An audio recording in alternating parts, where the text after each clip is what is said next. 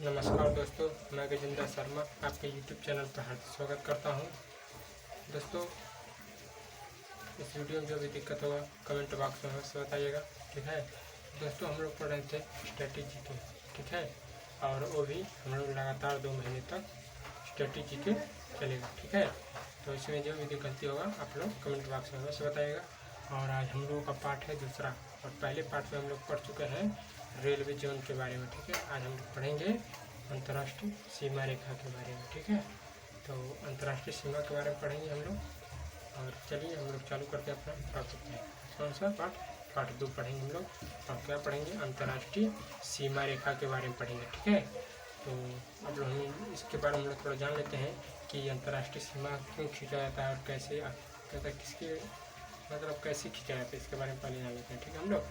तो देखिए, वे रेखाएं जो दो देश कौन थी? वे रेखाएं जो 2 संप्रभु देशों को अलग करता है। किसको? संप्रभु देशों को। जो 2 संप्रभु मतलब आप लोग समझ रहे हैं, संप्रभु का मतलब क्या होता है? इस समझ लीजिए, संप्रभुता शब्द जो है वो संप्रभु से बना है, ठीक है। तो संप्रभु को इंग्लिश में क्या कहा जाता है? सवर्ण कहता है, सवर्ण, ठीक है। तो संप्रभु अर्थ मतलब संप्रभु का अर्थ क्या होता है, इसके बारे में जान लेते हैं। संप्रभु का अर्थ यह होता है कि वह देश जो अपने हर प्रकार के निर्णय को लेने में पूर्णतः समर्थ हो, उसे किसी अन्य देश से किसी प्रकार की परमिशन लेने की आवश्यकता नहीं होती है, जो अपने हर प्रकार के आंतरिक मामले या बाहरी मामले में पूर्ण रूप से स्वतंत्र होता है, उसे संप्रभु देश वे ऐसी परिस्थितियों को संप्रभुता कहते हैं। क्या कहते हैं? संप्रभुता कहते हैं, ठीक है। तो इसके ऊपर हम लोग थोड़ा जान लिया, ठीक है। तब आगे बढ़ते हम लोग। वे रेखाएं जो 2 संप्रभु देशों को अलग क्या करता है? अलग करती है, अंतर्राष्ट्रीय सीमा रेखाएं कहलाती है, ठीक है। तो सीमा रेखाएं कहलाती है, ठीक है। इन सीमा रेखाओं का निर्धारण भौगोलिक इकाइयों द्वारा किया जाता है। जैसे उस देश की क्या कहते हैं? उस देश की नदियाँ, पर्वत, झील, दलदल आदि देशांतर रेखाएं एवं अक्षांश रेखाएं आदि के साथ माना जाता है, ठीक है। यह किसी भी देश की सीमा, यह है किसी भी देश की सीमा को निर्धारित करती है। यह देश की सुरक्षा के लिए भी महत्वपूर्ण रेखाएं हैं। ऐसे मान लीजिए कि अगर ये अंतर्राष्ट्रीय सीमा मतलब यह सीमा रेखा नहीं खींचा जाता तो कोई भी देश होता किसी देश पर भी कब्जा कर लेता, ठीक है। जैसे चाइना है इस समय, जो भारत पर अरुणाचल प्रदेश को और हिमाचल प्रदेश में हरदम मतलब सिक्किम में हरदम कहता है कि ये मेरा है, ठीक है। ये मतलब अरुणाचल प्रदेश में हरदम कहता है कि मेरा मतलब चाइना का हिस्सा है, ठीक है। अगर वही सीमा रेखा ना खींचा होता तो ऑटोमेटिक हड़प लेता, ठीक है। लेकिन तब पर भी सीमा रेखा खींचने के बावजूद भी चाइना कहता है कि यह मेरे देश मतलब मेरा देश में आता है, ठीक है। इसको इतना समझना है आप लोगों को, ठीक है। हम आगे बढ़ते हैं, ठीक है। आगे बढ़ते हैं हम लोग। दोस्तों, हम लोग पहले देखेंगे देश के बारे में और अंतर्राष्ट्रीय सीमा। देश कौन कौन से देश है, किस किस से देश से लगा है और कौन कौन सी इनकी सीमा रेखाएं हैं, ठीक है। तो सबसे पहले देखते हैं भारत और चीन। भारत और चीन के भी बारे में जान लेते हैं थोड़ा सा। तो उनकी रेखा जो खींची गई कौन सी? मैकमोहन रेखा। कौन सी? मैकमोहन रेखा। अब कब खींची गई थी? 27 अप्रैल 1914 ईस्वी को खींचे गए थे, ठीक है। और यह कितने किलोमीटर तक खींचा गया था? 890 किलोमीटर। और आप लोग को पता है कि यह रेखा कहाँ से खींचा गया था? अरुणाचल प्रदेश, जो कि हम लोग का पूर्व में स्थित है। और यहीं से हम लोगों का मतलब यहीं से सूर्य मतलब निकलता है, ठीक है। तो पूछा जाता है कि भारत में सूर्य किस राज्य से निकलता है? तो अरुणाचल प्रदेश में, ठीक है। और डूबता कहाँ है? गुजरात पे, ठीक है। और इसकी दूरी इन दोनों गुजरात और अरुणाचल प्रदेश के बीच में कितनी दूरी है? तो मतलब कितनी समय के लिए अंतराल, कितना समय अंतराल है? 2 घंटा। पूछा जाता है कि अरुणाचल प्रदेश और गुजरात के बीच में कितने समय का अंतर होता है? 2 घंटे का, ठीक है। और उसमें अध्यक्ष कौन थे? उस समय अध्यक्ष थे सन हेनरी मैकमोहन। कौन थे? सन हेनरी मैकमोहन थे, ठीक है। और अगला हम लोग देखते हैं, अगले देश के बारे में जानते हैं, भारत और पाकिस्तान, ठीक है। कौन सी रेखा खींची गई थी? रेड क्लिफ रेखा। कौन सी? रेड क्लिफ रेखा, ठीक है। कब खींची गई थी? 15 अगस्त 1947 ईस्वी को खींची गई थी, जब हम लोगों को भारत आज़ाद हुआ था, ठीक है, 19 में। और कितना किलोमीटर है? 450 किलोमीटर स्क्वायर है, ठीक है। और मतलब देखिए कई राज्यों से है, मतलब कई राज्य और केंद्र शासित प्रदेश से भी जुड़ा। जम्मू कश्मीर हो गया वगैरह, मतलब पहले केंद्र शासित प्रदेश जम्मू कश्मीर नहीं था, लेकिन अब बना है। 31 तारीख को जो था अक्टूबर या कुछ था, वहीं से दिसंबर की अक्टूबर तक खींचा गया था, और 2019 में, ठीक है, मतलब केंद्र शासित प्रदेश बना था, ठीक है। जम्मू कश्मीर और लद्दाख अलग हुए थे, ठीक है।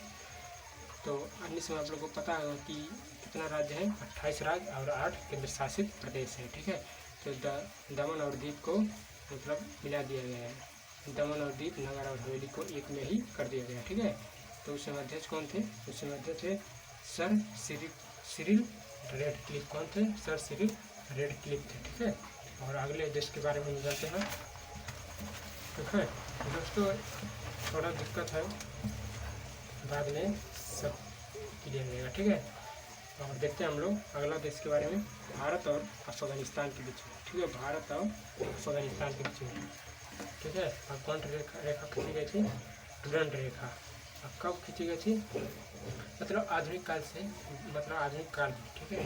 जैसे पाकिस्तान में जब भारत पाकिस्तान और बांग्लादेश, मतलब भारत पाकिस्तान अफगानिस्तान तीनों जब एक ही मतलब हुआ करते थे, उस समय माना जाता था, ठीक है। और ये माना कहा जाता था, ये आधुनिक काल से माना जाता है, ठीक है। आधुनिक काल में भारत से माना जाता है, ठीक है। और कहाँ अब माना जाता है? अब एक देखा जाए तो पीओके है। पीओके जो है 106 किलोमीटर, मतलब पीओके से माना जाता है, जो जम्मू कश्मीर के कब्जा किया है, ठीक है। जब मतलब पाकिस्तान कब्जा किया जम्मू कश्मीर का पीओके हिस्सा, ठीक है। और पूछता है कि भारत में सबसे कम दूरी अंतर्राष्ट्रीय सीमा किसकी है? तो अफगानिस्तान की है, ठीक है, 106 किलोमीटर। अगर यही पूछता सबसे अधिक, तो बांग्लादेश का 4096 किलोमीटर है, ठीक है। अगला देश के बारे में जानते हैं, पाकिस्तान और अफगानिस्तान के बीच में हम लोगों को पहले पता है कि कौन सी रेखा है? डुरंड रेखा, ठीक है। डुरंड रेखा का डुरंड रेखा खींचा है, ठीक है। इससे दोनों के बीच में पहले अलग हुआ था ना, बाद में अलग हुआ था अफगानिस्तान, ठीक है। तो उस समय अध्यक्ष कौन थे? Sir Mortimer Durand. कौन थे? सर मार्टिमर डुरंड थे, ठीक है। उसमें भी थे भारत और अफगानिस्तान के बीच में भी थे, ठीक है। अगला देश के बारे में जानते हैं, जर्मनी और पोलैंड। जर्मनी और पोलैंड आईनी, ठीक है। और द्वितीय विश्व युद्ध इन्हीं दोनों के बीच में हुआ था, ठीक है। मतलब शुरुआत इन्हीं से हुआ था, द्वितीय विश्व युद्ध में, ठीक है। आप लोग पता है 1939 से 1939 से सॉरी, ठीक है, 1939 से 1945 के बीच में द्वितीय विश्व युद्ध चला था, ठीक है। तो इनके बीच कौन सी रेखा था? हिंडनबर्ग रेखा खींची गई है, ठीक है। और कब खींची गई थी? प्रथम विश्व युद्ध में, ठीक है। कब? प्रथम विश्व युद्ध में समय जर्मनी की सेना इसी रेखा से लौटी थी, ठीक है। जर्मनी की सेना इसी देश से लौटी थी, ठीक है। इसी रेखा से लौटी थी, ठीक है। जर्मनी एवं पोलैंड के बीच, ठीक है। तो जो प्रथम विश्व युद्ध के समय जर्मनी की सेना इसी रेखा से वापस लौटी थी, ठीक है। अगले देश के बारे में हम लोग जान लेते हैं। अगले देश कौन है? जर्मनी और फ्रांस के बीच में, ठीक है। और इसके बीच में कौन सी रेखा खींची गई है? Maggi not. कौन सी? मैगी नॉट रेखा खींची गई। कब खींची गई थी? 1929 से 1938 ईस्वी में, ठीक है। 1919 से 1938 ईस्वी में खींची गई थी। और इसमें क्या था? फ्रांस द्वारा खींची गई थी। कब खींची? किसके द्वारा खींची गई थी? फ्रांस के द्वारा खींची गई, ठीक है। यह रेखा कंक्रीट, लोहा आदि से भी खींचा गया है, ठीक है, माना जाता है, ठीक है। लोहा, कंक्रीट आदि से माना जाता है, ठीक है। फिर अगला देश के बारे में हम जानते हैं, सोवियत रूस फिनलैंड। सोवियत संघ रूस, जैसे 1919 समय सब एक कंट्री, मतलब बहुत बड़ा देश हुआ करता था रूस, जो सोवियत संघ रूस के नाम से जाना जाता था। यह रेखा कौन सी रेखा थी? मैनरहीन रेखा। कौन सी रेखा थी? मैनरहीन। इसके बारे में कुछ पता नहीं है, इसलिए बस इसका नाम ही बस है। और अगले देश को देखते हैं हम लोग, उत्तरी वियतनाम, दक्षिण वियतनाम। कौन सा? उत्तरी वियतनाम, दक्षिण वियतनाम मतलब वियतनाम। ठीक है, जो सातवीं समानांतर रेखा माना खींचा गया था। ठीक, 17वीं समानांतर रेखा मतलब नाम है इसका, रेखा का नाम। ठीक है, और उसमें देखिए रेखा का नाम है। ठीक है, और कैसे हुआ था? एकीकरण के पहले यह देश को दो भागों में बांटती थी। कितने भागों में? 2 भागों में बांटती थी। अब यह रेखा नहीं है। क्या? अब यह रेखा नहीं है, क्योंकि वियतनाम अब संयुक्त हो गया मतलब स्वतंत्र हो गया। ठीक है, अगर आगे देखते हैं अगले देश के बारे में। ठीक है, तो अगले देश के बारे में हम लोग जानते हैं भारत और पाकिस्तान। ठीक है, भारत और पाकिस्तान, एक और रेखा है भारत और पाकिस्तान के बीच में, जो 24 समानांतर रेखा माना जाता है। ठीक है, जो कि भारत इसे नहीं मानता है। ठीक है, ये कहाँ है? कच्छ के पास। कच्छ पता आप लोगों को कौन सा है? गुजरात में है, और ये मतलब भारत के सबसे बड़ा जिला भी माना जाता है। ठीक है, भारत इसे नहीं मानता, इस रेखा को नहीं मानता है भारत। ठीक है, और आगे चलते हैं अगले देश में, उत्तरी अमेरिका, उत्तर कोरिया और दक्षिण कोरिया। ठीक है, उत्तर कोरिया और दक्षिण कोरिया के बारे में हम जानते हैं। अब कौन सी रेखा खींची गई है? 38वीं समानांतर रेखा। कौन? 38वीं समानांतर रेखा खींची गई है। ठीक है, अगला देश के बारे में जानते हैं हम लोग, अलास्का एवं कनाडा। अलास्का और कनाडा, अलास्का पता है आप लोगों को कहाँ है? USA में। कहाँ है? संयुक्त राज्य अमेरिका में है। ठीक है, और कौन सी रेखा खींची गई है? 141वां पश्चिमी देशांतर रेखा है। कौन सा?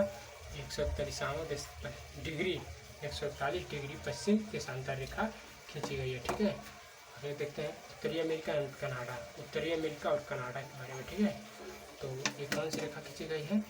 49वीं समानांतर रेखा खींची गई है। ठीक है, 49वीं समानांतर रेखा खींची गई है। ठीक है, अगला देश के बारे में जानते हैं, पूर्व जर्मनी और पोलैंड। पूर्व की जर्मनी और पोलैंड के बीच में खींचा गया। ठीक है, कौन सी रेखा खींची गई है? ऑर्डर नीचे रेखा। ठीक है, कब खींचा गया? द्वितीय विश्व युद्ध के समय, और मतलब द्वितीय विश्व युद्ध के बाद खींचा गया। ठीक है, और कौन सी? अगले देश के बारे में जानते हैं, जर्मनी तथा फ्रांस। जर्मनी और फ्रांस। ठीक है, और कौन सी रेखा? फ्राइज रेखा खींची गई थी।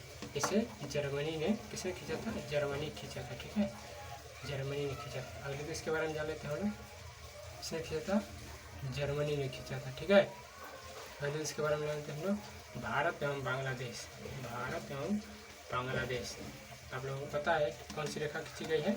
0 डिग्री लाइन, और कहाँ से? त्रिपुरा से माना जाता है, और ये त्रिपुरा बांग्लादेश से तीनों तरफ से घिरा हुआ है। दोस्तों, आज हम लोग का टॉपिक यहाँ पर ही ख़त्म होता है, और अगला हम लोग पढ़ेंगे झील के बारे में। ठीक है, तो दोस्तों आप लोगों को अच्छा लगे कमेंट बॉक्स में अवश्य बताइएगा। इसमें जो भी गलती होगा इसमें सुधार किया जाएगा। धन्यवाद। जय हिंद, जय भारत।